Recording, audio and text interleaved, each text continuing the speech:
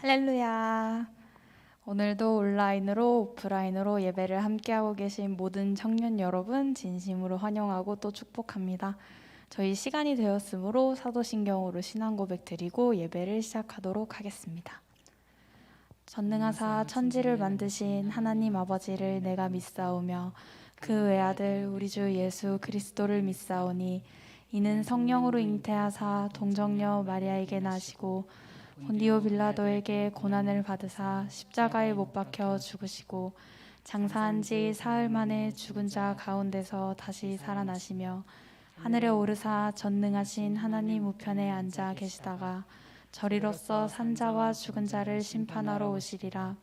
성령을 믿사오며 거룩한 공예와 성도가 서로 교통하는 것과 죄를 사하여 주시는 것과 몸이 다시 사는 것과 영원히 사는 것을 믿사옵나이다.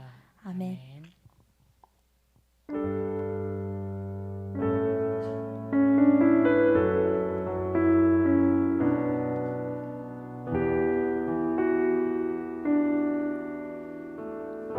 내 모습 이대로 내 모습 이대로 살아나시네 연약함 그대로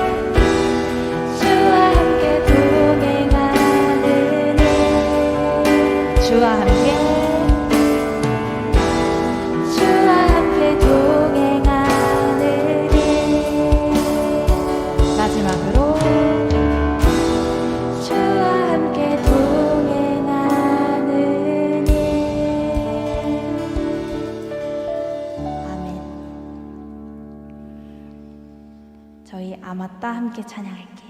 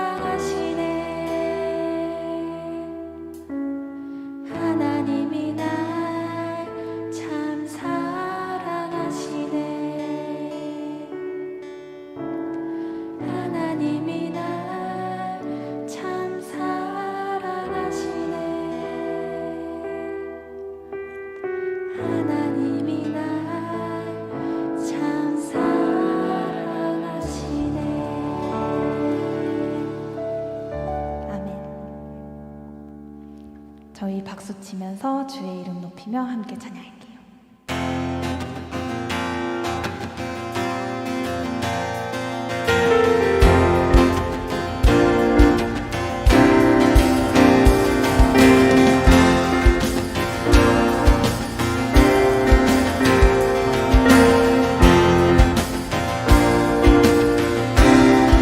주의 이름 높이며 주의 이름 높이며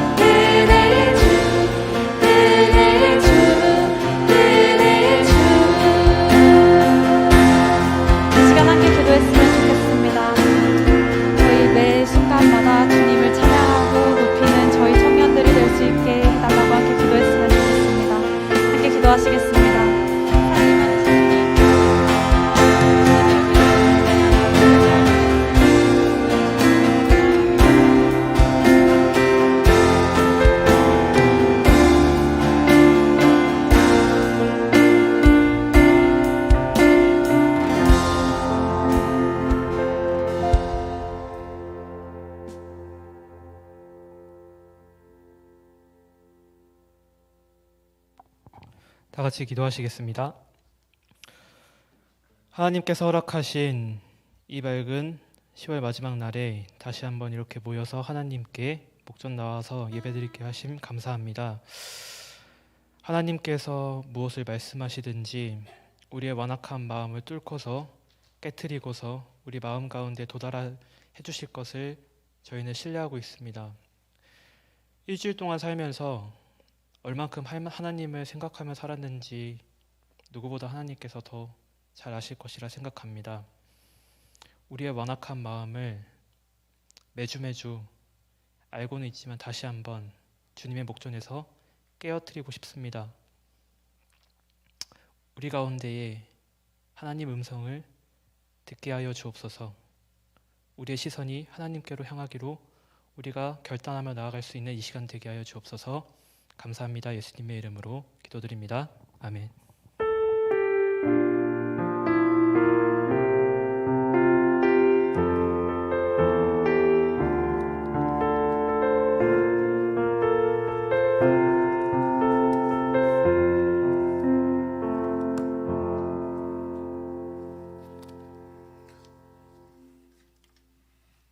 안녕하세요. 잘들 지내셨죠? 자, 오늘은 모둠 잔치 할 거예요. 그래서 기억하시죠? 우리 지난번에 했듯이 위에 방송실 계신 분들도 제가 다 이걸로 조정할 거니까 걱정하지 마시고 내려와서 우리 셀별로 좀 이렇게 뭉쳐서 좀 앉아주시고 같이 좀 나눠보도록 하겠습니다. 셀 리더들 알아서 셀원들 좀 데리고 가주세요. 와.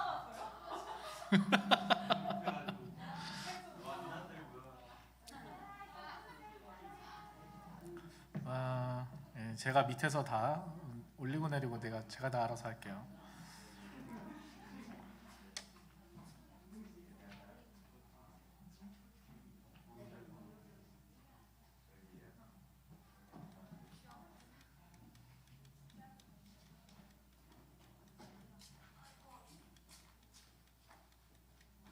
짜자잔 짠짠.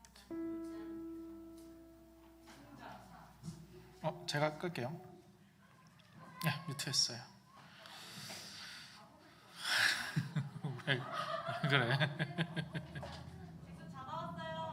잭슨. 그래요.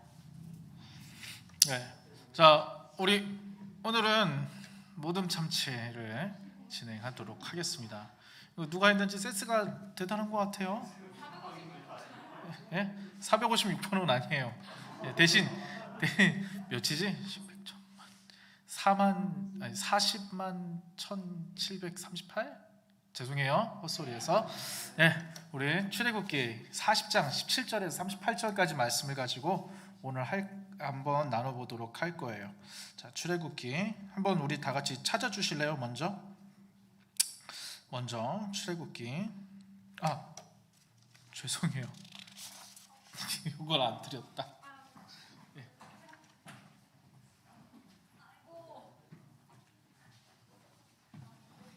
깜빡깜빡 해요. 그래요. 출애굽기 40장. 출애굽기 드디어 40장이 출애굽기가 끝났어요.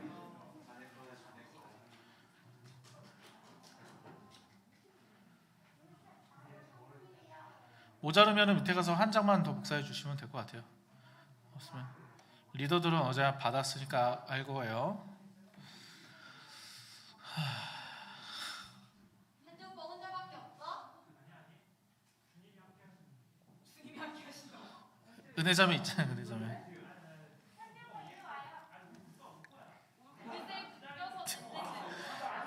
네, 여러분 과도한 관심은 저 사람을 죽게 만들 때도 있어요. 가끔. 제가 알고 있어요. 저 사람은 과도한 관심을 가지면 죽어버려요. 444? 아유, 또 움직이는가? 아이고.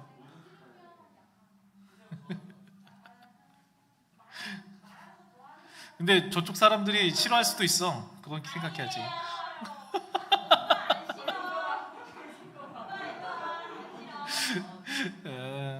그래요. 우리 출애굽기 40장 17절부터 마지막 절까지 우리 이제 출애굽기 마지막 시간이거든요. 이걸 같이 나눠 보도록 하겠습니다. 우리 출애굽기 40장 17절부터 마지막 38절까지 교독하시는데 제가 한 절 읽고 여러분이 한 절 읽고 번갈아 가면서 읽어보도록 할게요. 예. 제가 이러지 말고 우리 총 4그룹이 있으니까 한 절씩 돌아가면서 할까요? 하나 둘 셋 넷, 하나 둘 셋 넷. 예, 마이크 들고 있는 사람이 읽으면 되겠죠. 예. 자, 제가 먼저 읽도록 하겠습니다. 둘째 해 첫 달 곧 그 달 초하루에 성막을 세우니라. 지금 못 읽어. 네, 맞아요.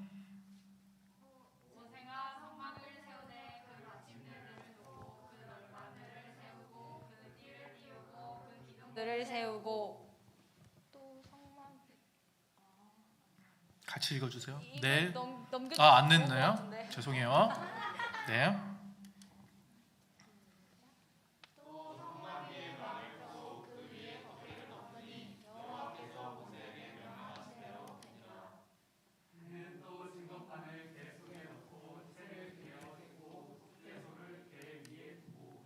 또 그 개를 성막에 들여놓고 가리개 휘장을 늘어뜨려 그 증거궤를 가리니 여호와께서 모세에게 행하신 대로 되니라. 그는 또 회막 안 곧 성막 북쪽으로 휘장 밖에 상을 놓고 또 여호와 그 상 위에 떡을 준설하니 여호와께서 모세에게 명령하셨습니다. 그는 또 회막 안 곧 성막 남쪽에 등잔대를 놓아 상과 마주하게 하고 또 여호와 앞에 등잔대에 불을 켜니 여호와께서 모세에게 명령하신 대로 되니라. 그가 또 금향달을 회막 안 휘장 안에 두고 그의 향기로운 향을 사르니 여호와께서 모세에게 명령하신 대로 됩니다. 그는 또 성막 문에 휘장을 달고 또 회막에 성막 문 앞에 번제단을 두고 번제와 소제를 그 위에 드리니 여호와께서 모세에게 명령하신 대로 되니라.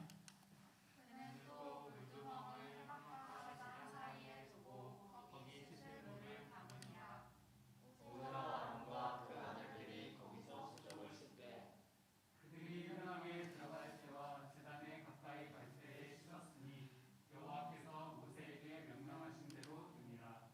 그는 또 성막과 제단 주위 뜰에 포장을 치고 뜰 문 휘장을 다니라. 모세가 이같이 역사를 마치니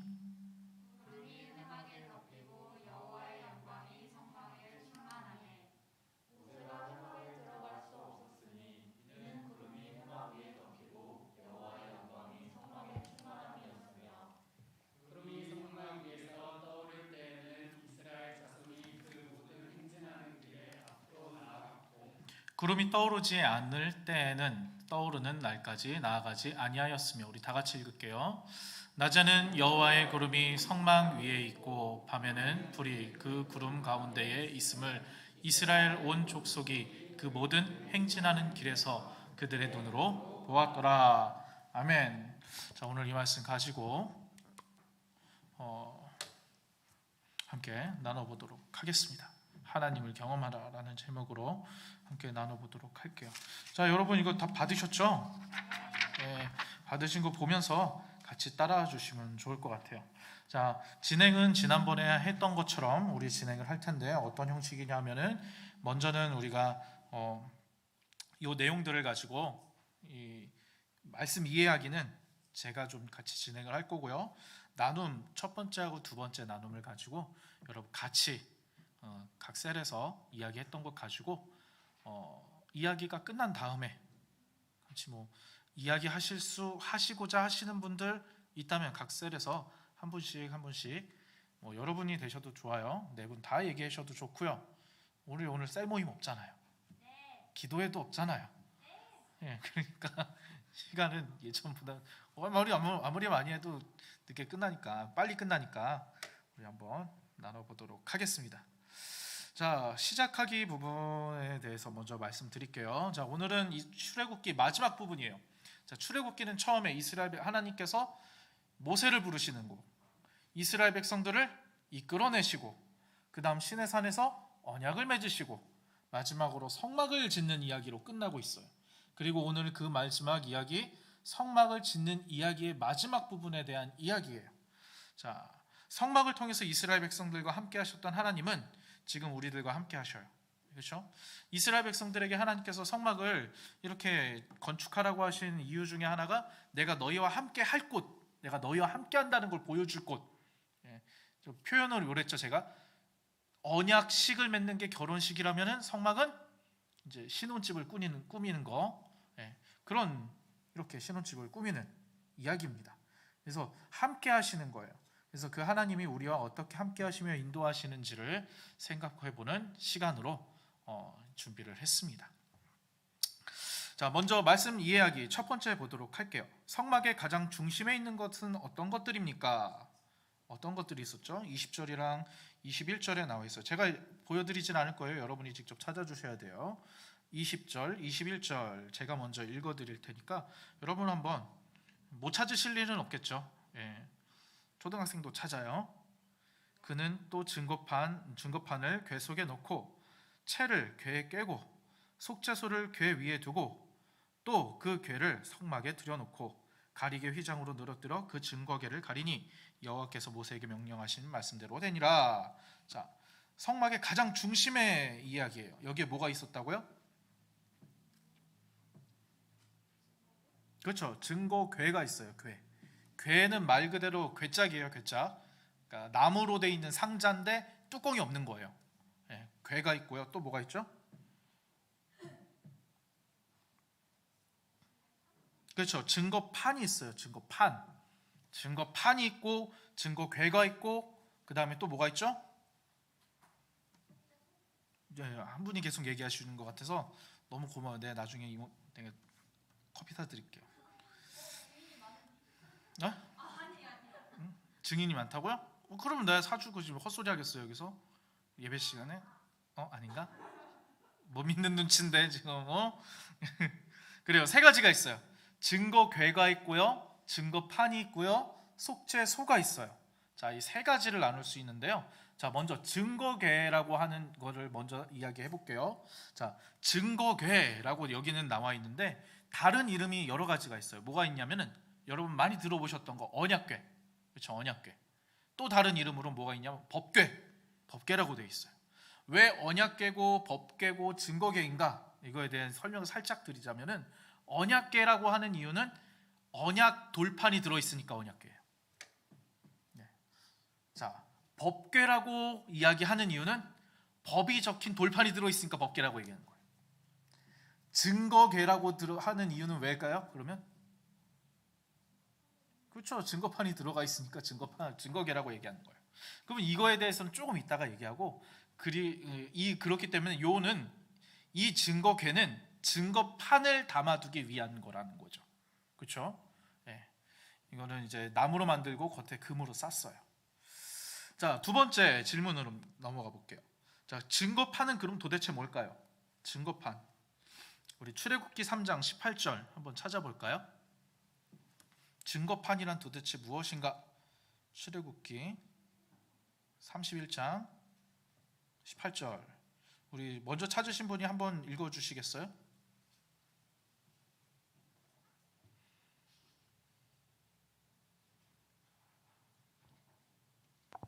창세기 잘했다. 여호와께서 시내산 위에서 모세에게 이르시기를 마치신 때에 증거판 둘을 모세에게 주시니 이는 돌판이요 하나님이 친히 쓰신 것이더라. 그래요. 자, 모세가 시내산에 올라가죠. 시내산에 올라가서 하나님한테 이 증거판을 받아요. 뭐가 적혀 있었죠? 여러분 대충 아시잖아요. 뭐가 적혀 있어요? 그렇죠. 십계명이 적혀 있는 그 증거판이에요. 근데 이거를 십계명판이라고 얘기하지도 않고 뭐 이렇게 법판이라고 얘기도 하지 않고 증거판이라고 얘기하고 있어요. 그렇죠? 네. 십계명 돌판이라고 얘기하면 사실 더 와닿잖아요. 십계명이 기록돼 있으니까. 그런데 증거판이라고 돼 있는 거예요. 자, 이게 무슨 의미냐면은 계약서예요. 계약서. 쉽게 얘기해서 계약서기 때문에 증거판이라고 얘기하는 거예요. 무슨 계약일까요? 하나님과 이스라엘 백성들이 계약을 맺는 거예요. 계약. 무슨 계약? 나는 너희의 하나님이 될 거야. 너희는 내 백성이 될 거야. 라고 하는 증거로서 하나님이 주시는 계약서의 성격을 가지고 있는 증거판인 거예요. 이 판을 보면서 이 판을 통해서 이스라엘 백성들하고 하나님하고 아는 거예요. 계약서가 있으니까. 아, 이스라엘 백성들은 내 백성이야. 하나님은 우리 하나님이야. 라고 하는 하나님의 약속들, 그것이 있으니까 약속의 증거가 되는 판. 그래서 증거판이라고 얘기를 하는 거예요. 자, 그 증거판에 그래서 그 약속의 내용이 기록돼 있죠? 그게 뭐예요? 뭐가 기록돼 있었다고요? 네, 십계명이 기록돼 있어요. 십계명 내용이 뭐예요? 하나님만 잘 섬겨라. 하나님을 사랑하라. 또 다른 말로 그 다음에는 또 다른 이야기는 이웃을 사랑해라. 이 두 가지잖아요. 너희가 내 백성이라면은 하나님, 나 여호와 하나님을 사랑하고 너희가 내 백성이라면 이웃을 사랑해라. 이 내용이 기록되어 있는 게 증거판인 거예요. 그래서 이 계약서 내용은 다른 게 아니라 하나님을 사랑하고 이웃을 사랑하고, 이게 증거판의 내용이에요. 이게 이스라엘 백성들이 하나님의 백성이라고 하는 증거를 나타내는 모습이에요. 하나님의 말씀은 다른 거 아니에요, 여러분. 하나님 말씀을 이렇게 여러분 잘 이렇게 성경 말씀을 뭐 창세기 1장부터 요한계시록 마지막 절까지 읽어보시면은 다른 내용 없어요. 결국 요약하면 그거예요. 하나님 사랑하고 이웃 사랑하라는 거예요. 사랑하며 살라는 거예요. 하나님 백성이 됐으니 사랑하며 살아가라. 그거에 대한 증거판을 주셨다는 거죠. 자, 그렇다면 두 번째, 속죄소는 뭘까요? 속죄소. 출애굽기 25장 21절에서 22절 한번 찾아볼까요? 먼저 찾아서 나다 싶으면은 먼저 읽어주세요.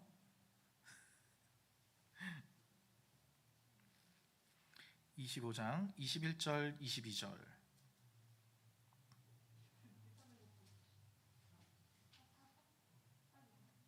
속죄소를 궤 위에 얹고 내가 내게 줄 증거판을 궤 속에 넣으라. 거기서 내가 너와 만나고 속죄소 위 곧 증거궤 위에 있는 두 그룹 사이에서 내가 이스라엘 자손을 위하여 내게 명령할 모든 일을 내게 이르리라. 예, 자, 속죄소라고 하는 건 뭐냐면 쉽게 얘기해서 궤잖아요. 궤가 뭐예요? 위에가 뚫려 있는 나무 상자를 궤라고 하잖아요. 그러면 뚜껑이 없으니까 그 안에 증거판을 넣었죠. 그러면 덮어야 될 거 아니에요. 네, 그 뚜껑을 속죄소라고 해요. 이 성막 안에서 다양한 물품들이 있는데 오직 금으로만 만든 게 있어요. 나머지 것들은 나무로 만들고 금으로 씌웠는데 금덩어리가 있어. 금덩어리. 그 중에 하나가 뭐냐면은 이 속죄소예요. 속죄소는 순금으로 만들었어요. 어떻게 생겼는지는 사실 잘 몰라. 사람들도 다양한 학자들의 견해들이 있는데 그건 여러분 나중에 구글 가가지고 속죄소 뭐 이렇게 한번 쳐보세요. 그러면 다양한 모형들이 나와요. 그냥 어쨌든 성경에서 나오는 설명해주고 있는 묘사해주고 있는 그 속죄소의 모습은 뭐냐면은 순금으로 만든 네모난 뚜껑이에요. 뚜껑. 그리고 그 위에 장식이 있는데 뭐냐면은 그룹이라고 하는 천사들이 있어요. 그룹이라고 하는 천사도 다양한 이름들이 있어요. 여러분 뭐 가브리엘 들어보셨잖아요. 미가엘 들어보셨잖아요. 어떤 천사들은 뭐 찬양하는 천사들이 있고 시중 드는 천사들이 있고, 이 그룹이라고 하는 천사가 있어요. 케라빔이라고 해요. 히브리어로. 히브리어로 케라빔이라고 하는 이 그 천사는 하는 일이 뭐냐면은 하나님 옆에서 시중을 드는 사람들이에요. 시중을 드는 천사예요. 그래서 이 천사들이 뭘 하냐면은 그 천사를 장식으로 만들어 가지고 그룹 위에서 날개 두 개로 이렇게 서로 맞대고 있는 거예요. 날개 두 개로. 이게 전 팔이고 날개 두 개가 이렇게 맞대고 있어요. 그런 형상으로 장식으로 만들어 놨다고 하더라고요. 성경에 그렇게 기록돼 있어요. 그래서 뭐 좀 얘기를 하자면은 참 이게 그룹, 우리 한글말로 그룹이라고 돼 있잖아요. 신천지에서는 이거 그룹이라고 돼 있으니까 이 그룹을 영어 그 그룹으로 알고 있더라고요. 그거 가지고 그룹이라고 생각하고서는 그거 가지고 막 토론을 하면서 하는데 아무리 얘기를 해도 말이 안 통해. 천사의 그룹이 있다. 천사 그룹이 도대체 무엇인가? 나중에 얘기를 들어보니까 뭐 첫 번째 그룹, 두 번째 그룹 그 그룹으로 생각하더라고요. 그게 아니라 케라빔이라고 하는 천사의 직분을 얘기하는 거예요. 자, 어쨌든 그 그룹들이 이렇게 두 개를 형상으로 이렇게 날개로 서로 맞대고 있어요. 근데 이거보다 중요한 게 뭐냐면은 방금 전 읽었던 22절의 말씀이에요. 자, 하나님이 어디서 말씀하시는지가 중요해요. 어디서 말씀하신다고요? 이 속죄소 두 그룹 사이에서 말씀하신다고 얘기해요.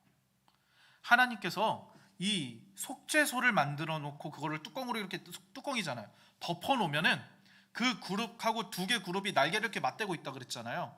그러면 날개를 맞대고 있으면은 이 날개하고 날개 사이에 요 그룹 사이 여기 있잖아요. 여기서 하나님이 모세에게 말씀해 주시겠다고 이야기하는 거예요. 하나님이 아무 데서나 아무렇게나 모세에게 말씀하시는 게 아니라 이 속죄소 위 두 그룹 사이에서 이스라엘 백성들에게 이야기하시겠다라고 말씀드렸어요. 자, 그렇다면 무슨 말이냐? 이 속죄소 또 뭐가 있어요? 아까 전에 증거판, 하나님의 말씀하셨던 그 약속의 내용들을 기록한 증거판, 그리고 이 모든 것들을 담아두기 위한 증거궤, 이게 전부 다 뭐하고 관련돼 있어요? 뭐가 관련돼 있나요? 말씀하고 관련돼 있는 거예요, 다. 그렇죠? 하나님이 속죄소에 위해서 내가 너희들한테 어떻게 해야 될지 이야기해 줄게. 하나님의 약속의 말씀을 기록한 증거판을 증거궤 안에다가 넣어놔 라고 이야기하셨어요. 그래서 이 성막의 중심에는 뭐가 있냐면은 하나님이 계신데 그냥 하나님이 아니라 하나님의 말씀이 있는 거예요. 그렇죠? 그걸 어디서 더욱더 잘 표현해 주고 있냐면은 그 다음 질문들을 보면서 한번 보도록 할게요. 자, 세 번째 질문입니다. 성막이 조립되고 비품들이 배치되는 과정이 이게 17절부터 32절까지예요. 성막이 다 만들어진 다음에, 성막의 기구들이 다 만들어진 다음에 그것들을 여기다가 배치하고 어떻게 조립하고 하는 내용들이 17절부터 32절까지예요. 근데 여기서 계속 반복하는 구절들이 있어요. 그게 뭐죠? 뭐가 반복될까요? 그래요. 모든 것이 하나님이 모세에게 명령하신 대로 되었다라고 얘기하고 있어요. 네. 자, 근데 표현이 하나님이 모세에게 명령하신 대로 되었다라는 표현을 하고 있잖아요. 그런데 여러분 한번 생각해 보세요. 어떤 건축물을 건축할 때 이런 표현이 맞아요? 이 표현보다는 제가 지금 이야기하는 표현이 더 맞을 거예요. 설계도대로 되었다. 설계도대로 되었다. 설계한 대로 되었다. 이 말이 더 맞는 표현 아니에요? 그렇잖아요. 그런데 오늘 본문은 하나님이 모세에게 명령하신 대로, 말씀하신 대로 되었다라고 하는 표현을 계속 반복하고 있는 거예요. 무슨 말이에요? 건축물이 잘 지어졌다는 얘기를 하고 싶은 게 아니라 하나님이 말씀하시는 대로, 하나님의 뜻대로 건축되었다라고 하는 걸 강조하는 거예요. 성전이 얼마나 아름다운지를 얘기하고 싶은 것도 아니고, 성전이 얼마나 원래 설계도대로 잘 되었다고 얘기하는 것도 아니고, 성전을 짓는데 무슨 시간이 이것도 아니에요. 이런 얘기를 하고 싶은 게 아니라 계속 그렇잖아요. 사람들도 내가 반복하는 말은 하고 싶은 말이잖아요. 진짜 내 안에 있는 얘기잖아요. 하나님이 계속 반복하면서 드러내는 말씀이 뭐예요? 하나님의 명령대로 되었다. 하나님의 말씀대로 되었다는 거예요.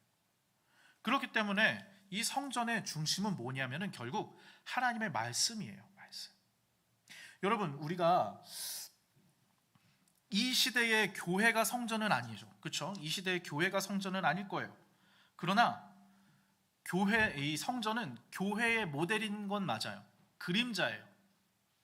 교회를 보여주는 거예요. 교회가 어떠해야 되는지.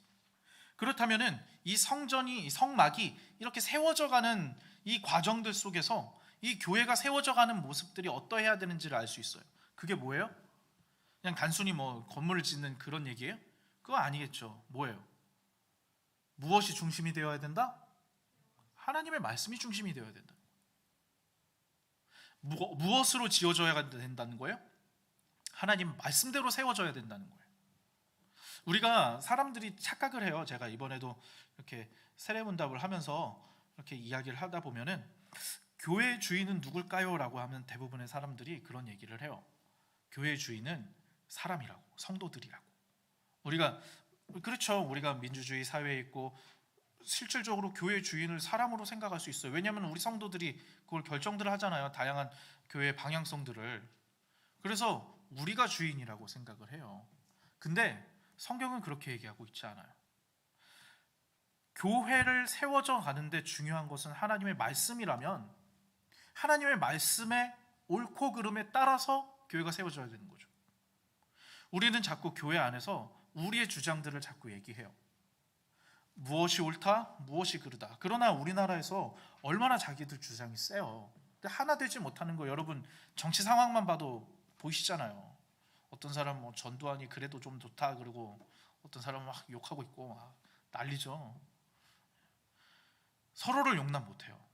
왜요? 나의 옳음 때문에.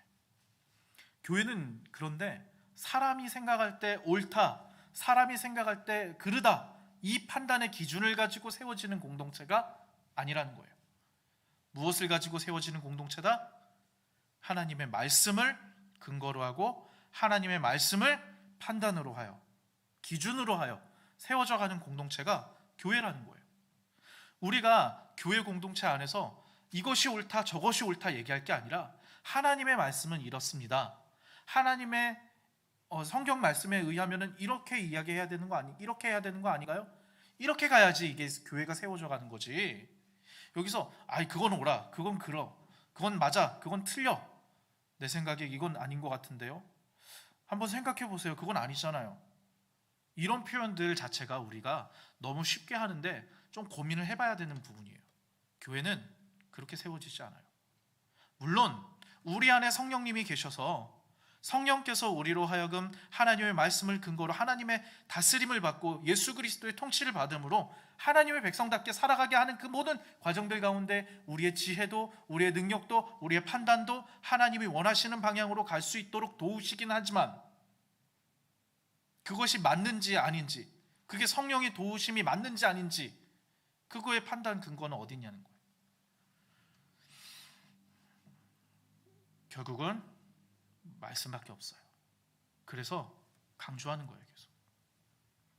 하나님이 우리와 함께 하시는데 어떻게 함께 하시는가? 제가 이번에 신방을 하면서 그런 질문을 받았어요.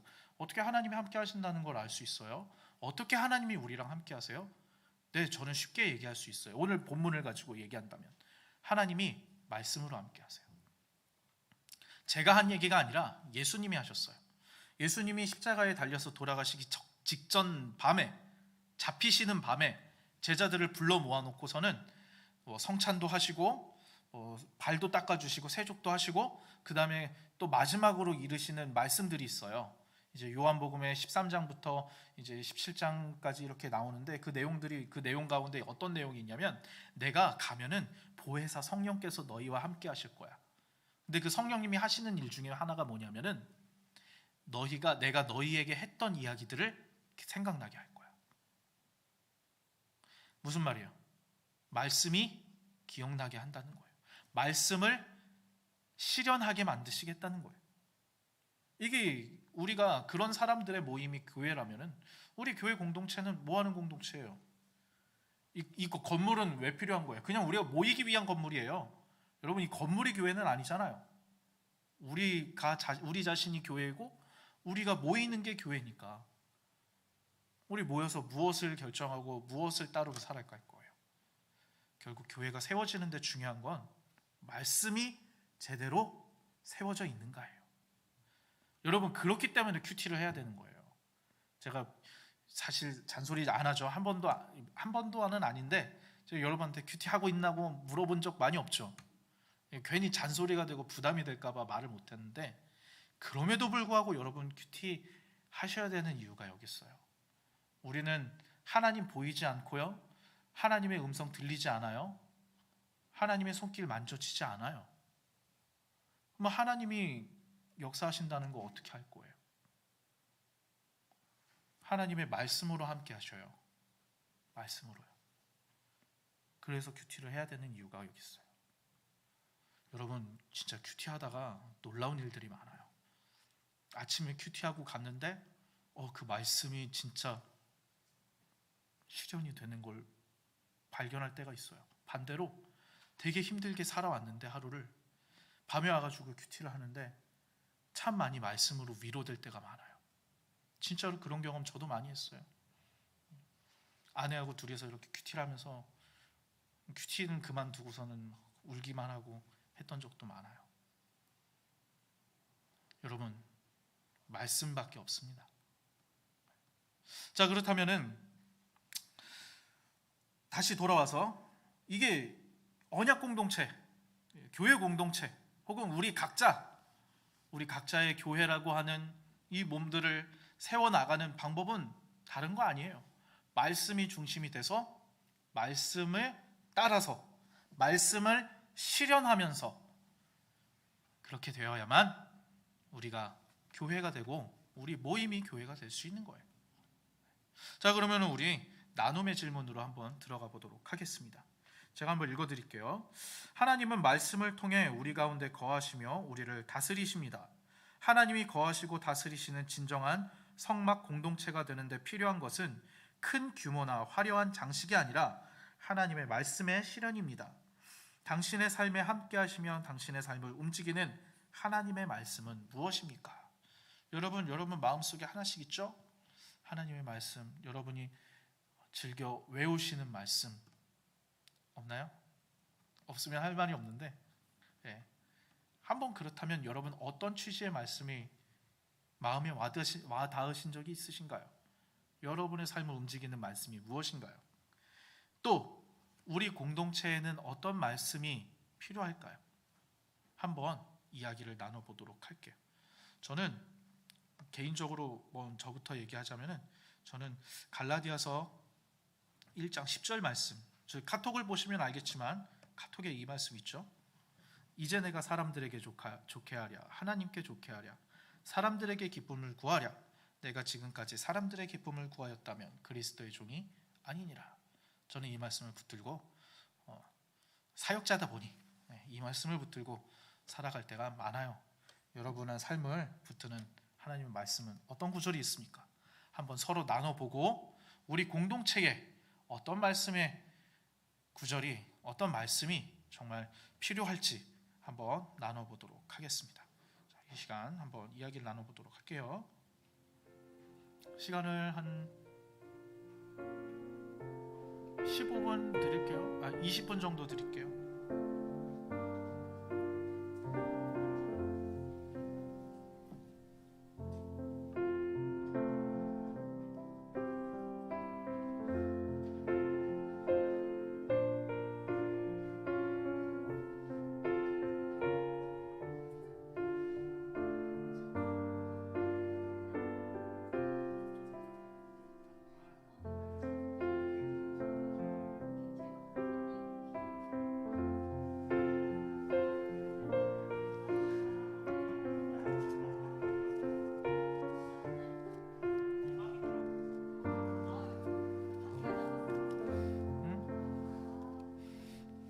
개돼지 취급해요, 개돼지.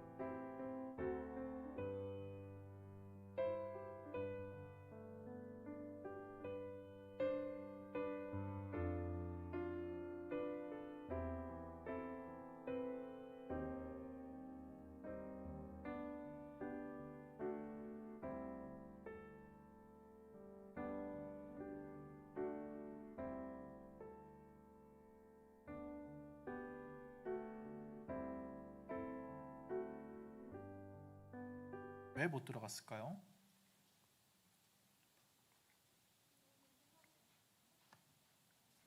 뭐라고요? 잘 안 들려서 제가. 구름이 회막에 눕혀서 안 보여가지고 못 들어갔다. 그건 아닌 것 같고요. 네, 죄송해요. 그 다음을 좀 읽어주시면 좋을 것 같아요. 네, 여호와의 영광이 성막에 충만했다. 여호와의 영광이 뭔지는 우리는 본 적이 없어요. 그렇죠? 영광을 본 적이 없어요. 근데 그것이 충만했기 때문에 들어가지 못한다라고 얘기를 하고 있는데 이게 무슨 의미냐면요. 영광이라고 하는 단어가 뭐냐면 가바드라고 하는 단어예요. 이게 뭐냐면은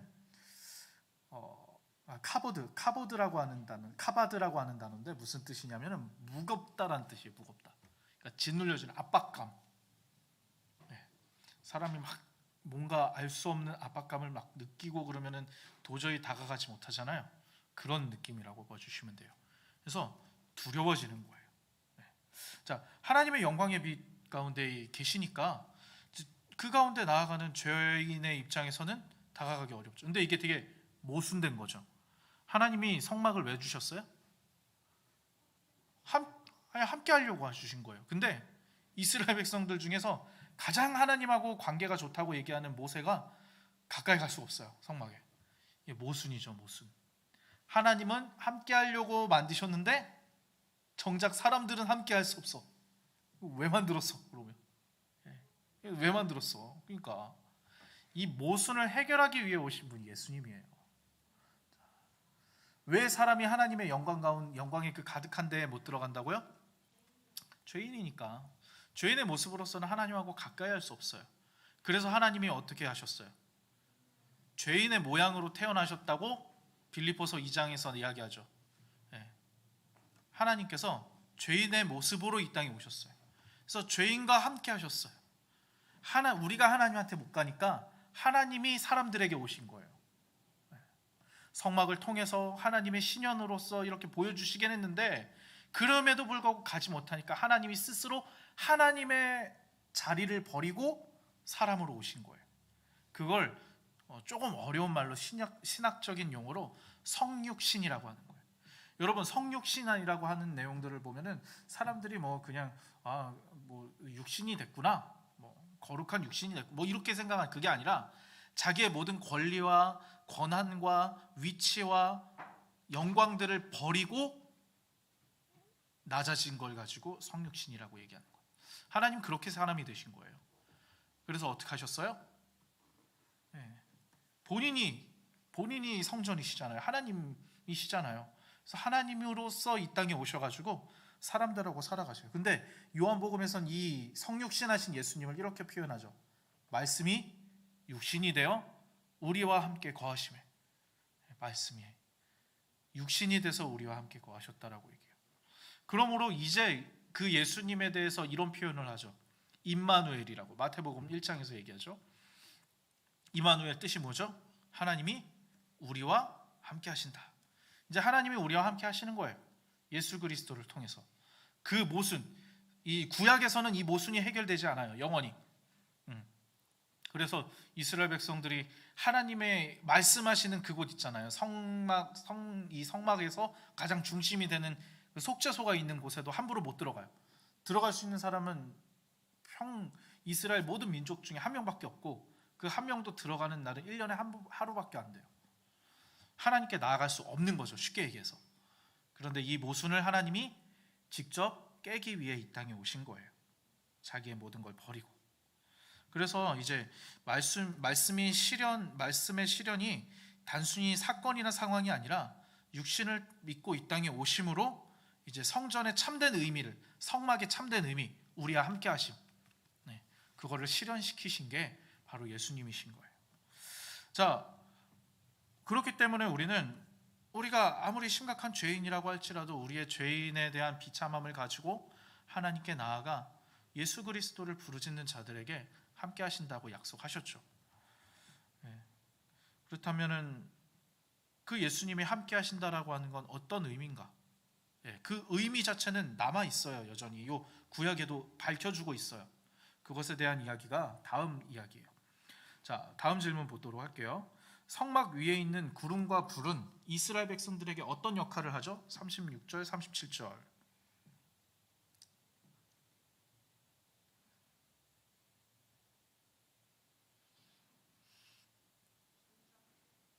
네? 자, 읽어볼게요. 제가.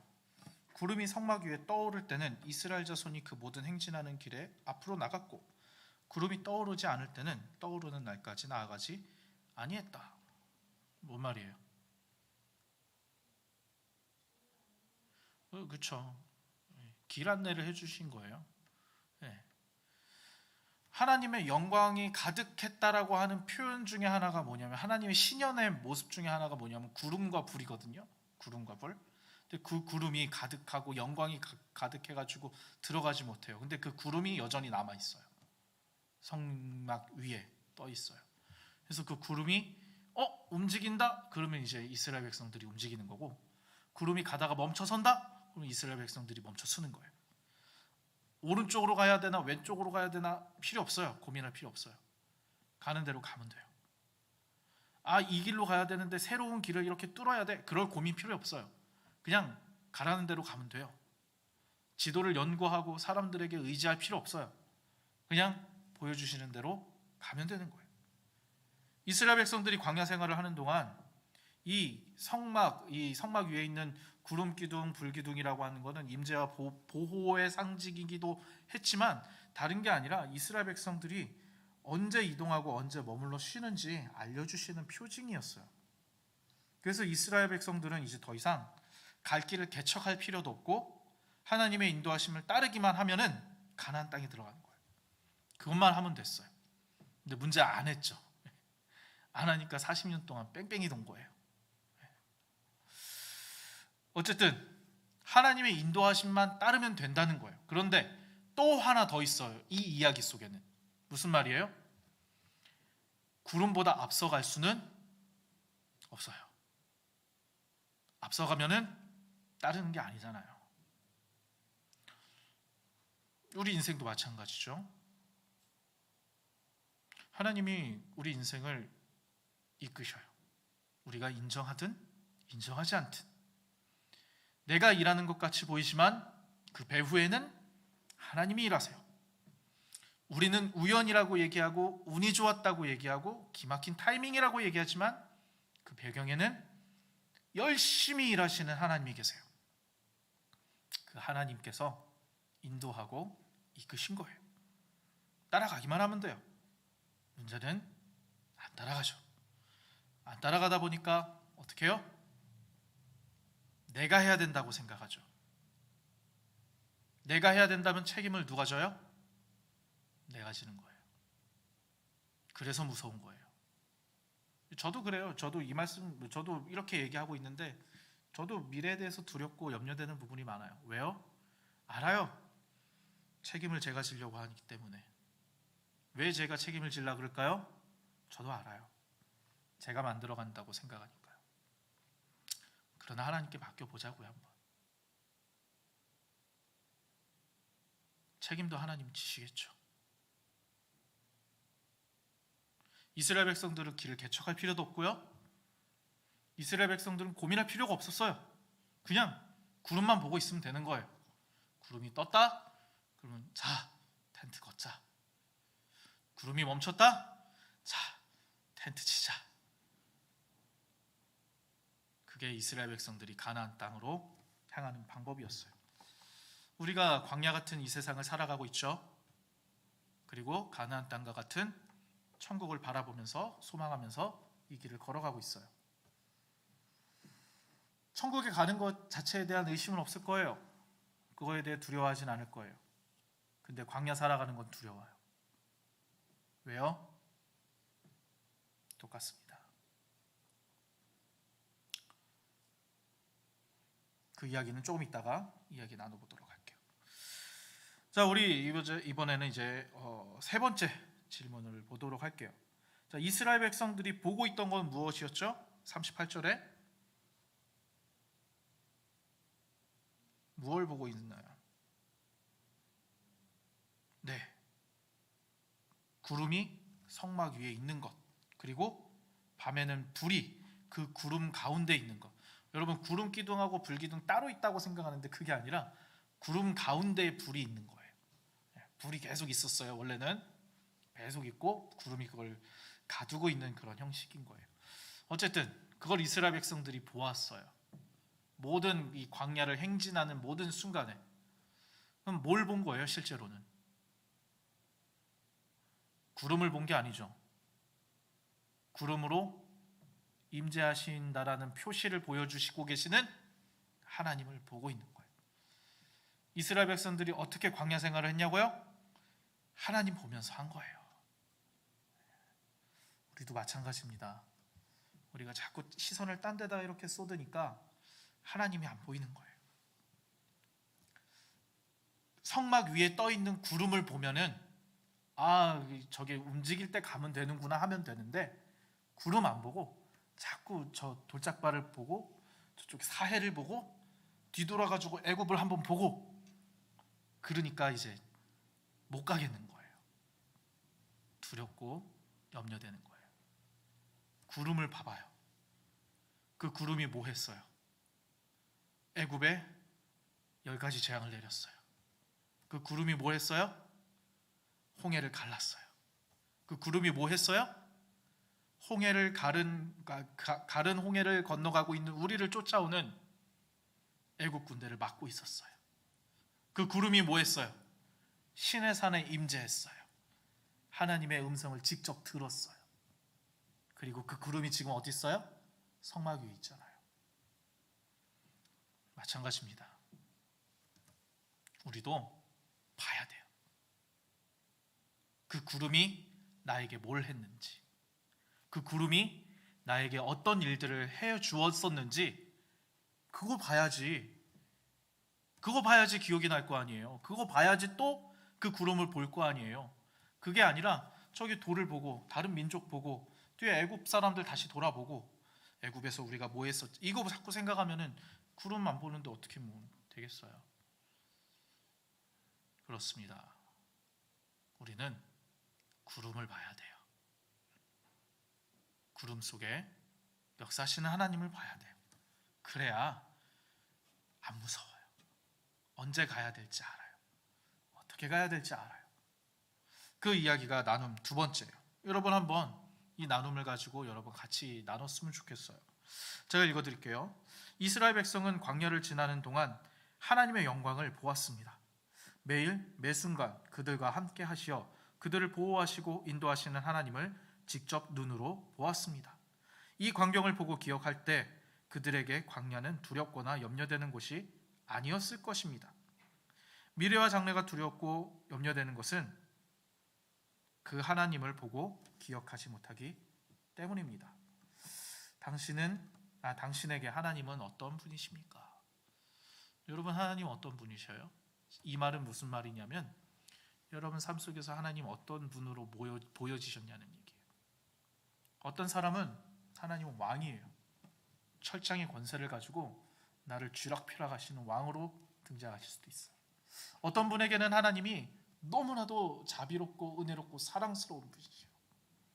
어떤 사람에게는 하나님이 연인처럼 느껴질 수도 있어요. 그래서 어떤 사람에게는 무섭지만 사랑하는, 예를 들어 부모님, 어떤 사람에게는 하나님은 선생님이에요. 또 어떤 사람에게는 하나님은 목자예요. 어떤 사람에게 하나님은 친구예요. 여러분에게 하나님은 어떤 분이십니까? 여러분에게 어떻게 행하셨나요?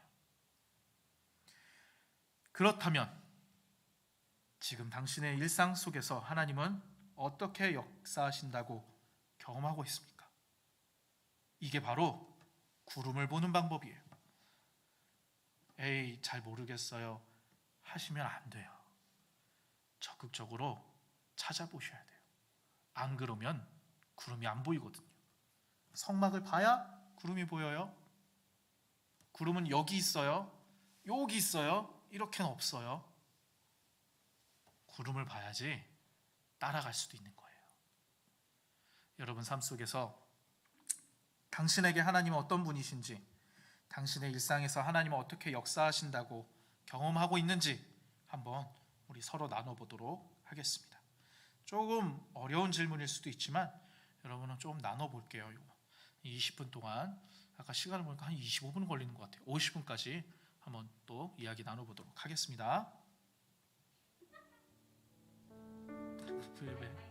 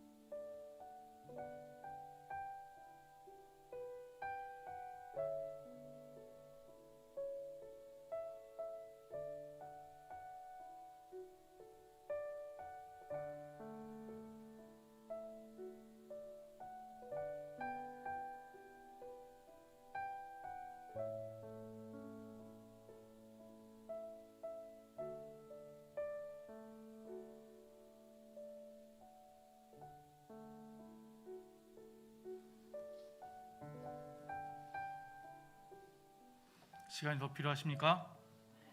네, 알겠어요.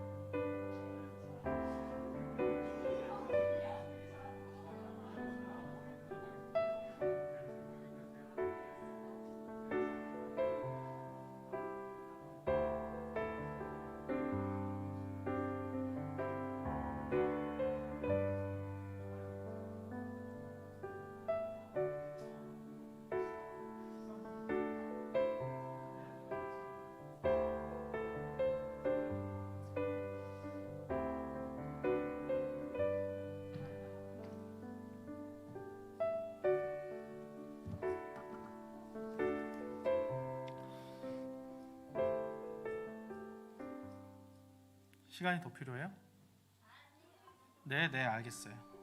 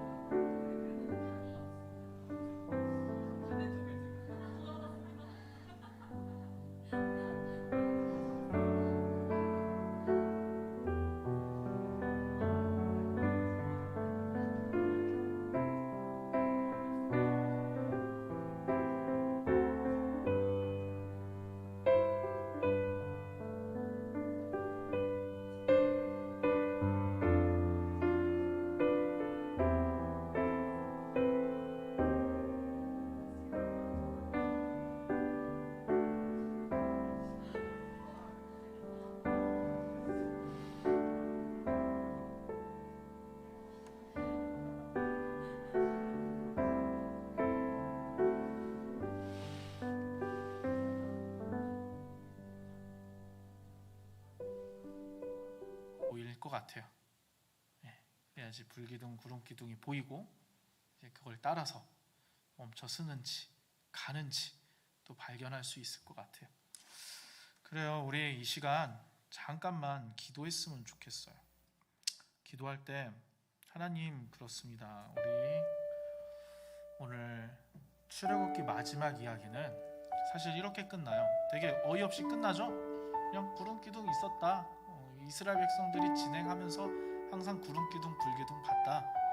그래서 뭐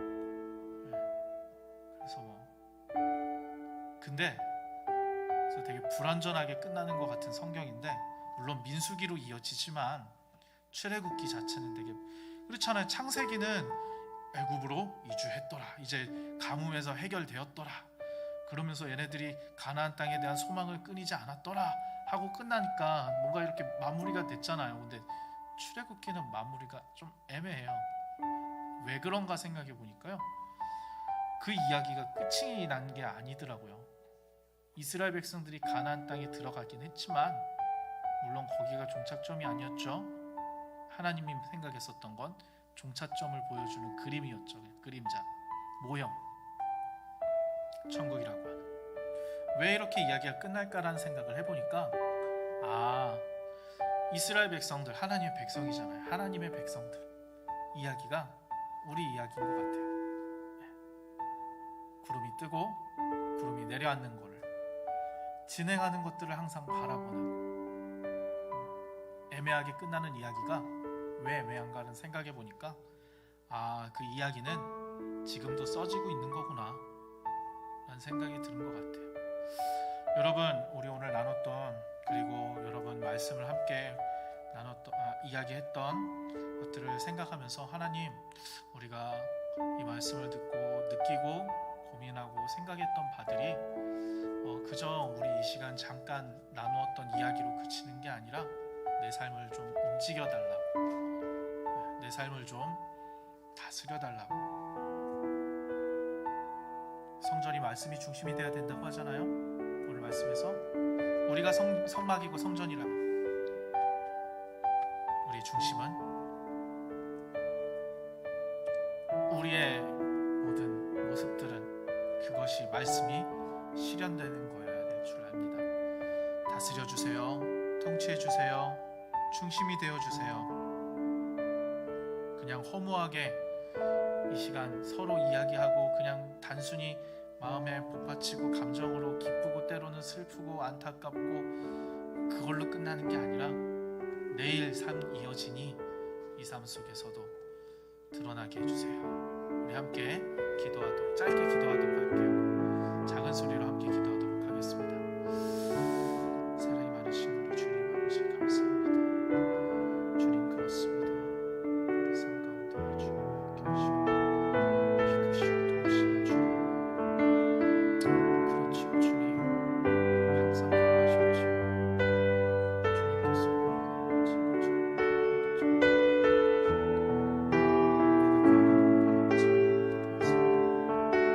구름기둥도 불기둥도 보이지 않아 어디서 앉아야 되고 어디서 나가야 될지, 오른쪽으로 가야 될지 왼쪽으로 가야 될지 앞으로 가야 될지 되돌아가야 할지도 모릅니다. 어찌해야 할 바를 모르겠습니다.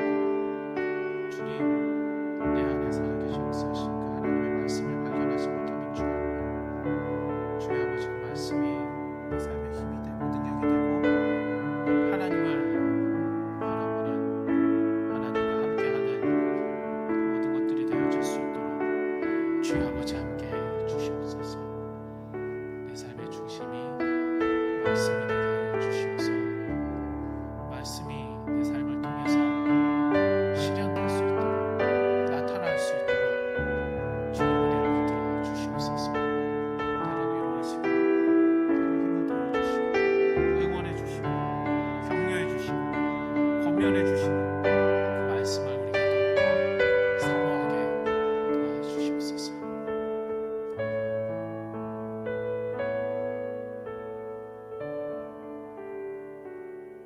사랑과 은혜가 풍성하신 우리 주님, 감사합니다. 우리로 함께 모여서 말씀을 읽고 나누고 생각들을 나누고 삶을 나누고 했던 이 모든 시간들을 주님 받아주시고 이 시간 순간순간마다 역사하시는 하나님을 또한 우리가 발견합니다. 은혜 더해 주시어서 감사합니다. 아버지, 그러나 우리의 삶은 여기서 그치는 것이 아니라 앞으로도 계속 이어져 나가는 줄 압니다. 주님, 오늘 나누었던, 오늘 누렸던 그 은혜와 감격이 우리의 매일의 삶 가운데서 드러나게 도와주세요.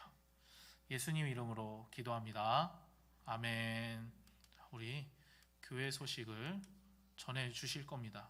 부회장님이. 네, 안녕하세요. 네, 지나갈게요. 농담이에요. 네. 10월 광고하도록 하겠습니다. 오늘 모둠 참치를 끝으로 이제 10월 달은 모두 일정이 끝났습니다. 출애굽기의 긴 여정이 끝났습니다. 여러분들 이제 출애굽기 맨 마지막 구절이 이제 그들의 눈으로 하나님 보았다라고 해서 끝났는데, 여러분들도 이제 여러분들의 행진하는 길에서 여러분들의 눈으로 직접 하나님을 경험하는 삶을 지내셨으면 좋겠습니다. 11월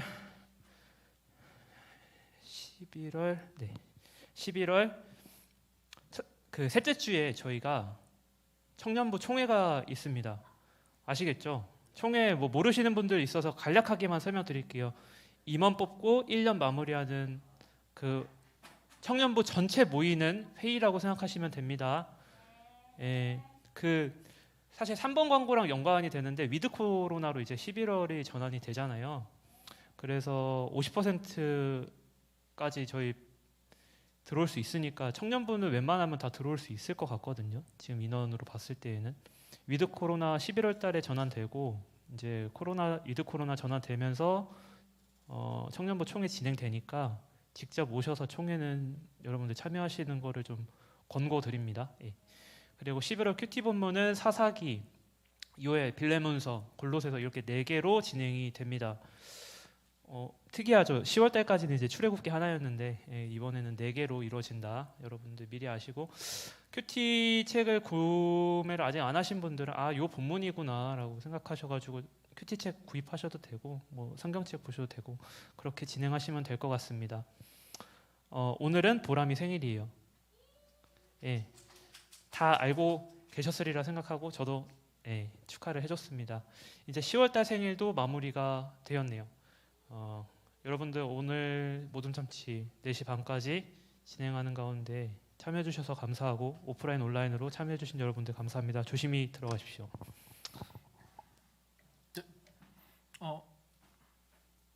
위드 코로나 되면은